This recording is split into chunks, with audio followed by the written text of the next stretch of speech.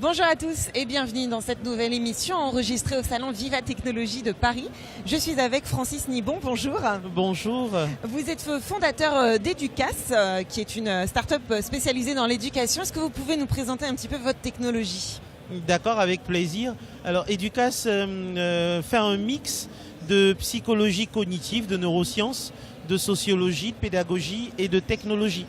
L'objectif est simple, permettre à tout apprenant, peu importe qui il est, peu importe son origine sociale, peu importe les moyens financiers dont il dispose, lui permettre, peu importe l'endroit où il se trouve, en utilisant la technologie, d'apprendre ce qu'il a besoin d'apprendre de façon simple, avec toute la facilité dont il aura besoin, mais pour qu'il atteigne ce que nous souhaitons tous, pour tout un chacun, une réussite durable. Alors vous travaillez sur la Côte d'Ivoire, c'est votre secteur. Comment ça se passe concrètement ? Vous allez voir un enseignant, vous l'aidez à mieux appréhender sa classe. Concrètement, comment ça se passe, la mise en pratique de votre technologie ? Alors concrètement, c'est 3 phases. Nous sommes sur une première phase qui s'exerce principalement dans des établissements d'enseignement, donc des collèges, des lycées en priorité.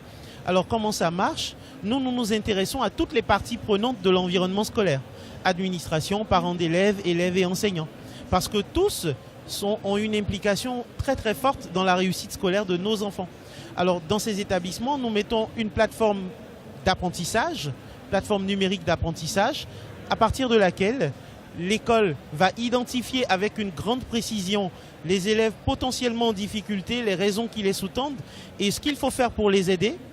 Les enseignants à côté auront un outil qui leur permet de se faire comprendre par le maximum d'enfants, donc de véhiculer le bon message à la bonne personne dans les meilleures conditions.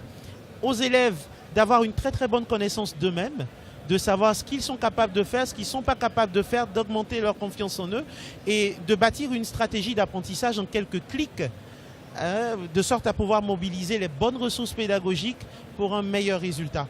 Pourquoi vous vous êtes positionné sur l'éducation ? Parce qu'on vous sent passionné quand vous parlez. Pourquoi l'éducation en particulier et pourquoi dans votre territoire c'est quelque chose qui était porteur de sens pour vous ? Ah ben oui, l'éducation pour moi c'est tout, parce qu'on est dans un monde qui ne peut rien sans éducation. Le développement, l'amélioration, tout ce qu'on fait, c'est à la base, il y a de l'éducation. Et moi, personnellement, j'ai eu beaucoup de difficultés dans mes apprentissages. Notre environnement n'évolue pas beaucoup au niveau de l'apprentissage. On a pu identifier ce qui ne va pas. Et à notre humble niveau, nous voulons apporter ce grain de sel qui manque. Moi, j'ai baigné dans un environnement rempli d'enseignement avec mes parents qui sont enseignants à la base. C'est une passion, mais c'est aussi le besoin d'aider les jeunes générations à venir, d'aider ce monde à aller plus loin, d'aider mon pays, la Côte d'Ivoire, d'aider l'Afrique à continuer à se développer. À continuer à se développer en s'appuyant sur l'essentiel qui est l'éducation.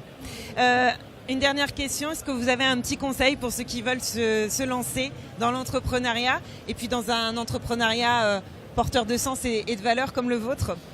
Bien sûr, l'entrepreneuriat c'est passionnant. C'est vrai qu'à certains moments ça fait mal. À certains moments ça fait mal parce qu'on a des désillusions à certains moments, mais il faut y croire. Moi je crois que quand on décide d'être entrepreneur, on décide d'embrasser quelque chose qui n'est pas facile. Psychologiquement, il faut qu'on en ait pleinement conscience. Il faut qu'on travaille, il faut travailler dur. Il ne faut pas penser que les choses s'acquièrent de façon simple. Quand je veux entreprendre, faut que je sache ce que je veux faire, comment je veux le faire et où est-ce que je vais aller chercher ce qui va me permettre d'y aller. Tout en gardant à l'esprit que ça ne sera pas facile, mais que j'ai un objectif, j'ai une vision et que cette vision, qu'il pleuve, qu'il neige, qu'il y ait tremblement de terre ou pas, il faut que je l'atteigne. Eh bien, merci beaucoup Francis Nibon d'être venu. Merci. Merci. Et quant à nous, on se retrouve très bientôt pour une nouvelle émission ici au Salon Viva Technologie. Au revoir.